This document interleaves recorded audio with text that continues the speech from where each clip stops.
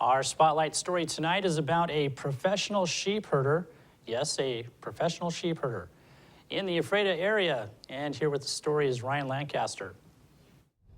It's a pretty scene. Farmer Jim Baird presides over acres of fertile farmland near Ephrata. The lush land stands in sharp contrast to the arid sagebrush steppe stretching out for acres behind it.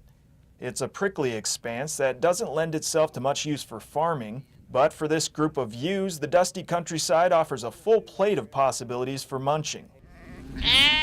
For the past 5 months, Baird has opened up the land to Dylan Summers, a traveling shepherd who transports his flock to grazing sites all over the Northwest from his home base in the Moscow, Idaho area. Walk up. Normally we're trucking quite a lot, moving around. This year's been really nice just to stay between Jim Baird's place and then the area just outside of town.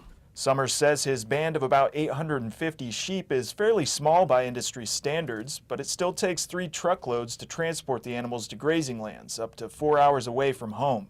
Sometimes he contacts landowners, sometimes they contact him. We're always looking for feed, always looking for someone interested in grazing any type of scab land, any type of alfalfa stands through the winter. We graze all different types of terrain. Baird says his attitude towards grazing has evolved over the years. He was once hesitant to allow herd animals on his land, believing they could be harmful to the native plant life.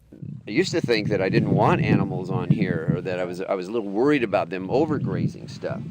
But my thinking now, especially in sheep where we keep them in herds, that they really might be, along with fertilizing the ground and their hoofs and everything, but they might be really helping the native grasses come back and come on strong, and I think we can enhance the ground. Summers has pretty much single-handedly built up the herd over the past 4 years. The 26-year-old says owning his own business is pretty nice. It's really nice. It's exactly what I've always wanted, so it's a lot of fun just trying to keep it running. Ben, that'll do. Come by. It's just nice being outside every day. Don't have to worry about any bosses or anything like that, just dealing with livestock. Summers has a little help in the venture from Angel, a skilled herder who he hired on a 3-year work visa from Peru. He also has 5 guard dogs who keep most predators at bay. We get back into Idaho and we have things like lions and wolves and bears to a certain extent that we have to worry about, and those are the big predators that I worry about. Coyotes aren't a big deal.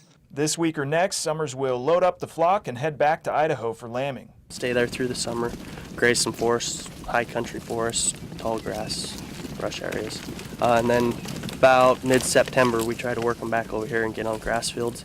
Building solid relationships with farmers like Baird means Summers gets access to a variety of terrain for his flock. That, he says, makes for a happy sheep and a happy shepherd. Keep things happy, keep the sheep alive. Main goal, but it's just a interesting task to try to keep, this many mouths moving and alive. So it's a lot of fun.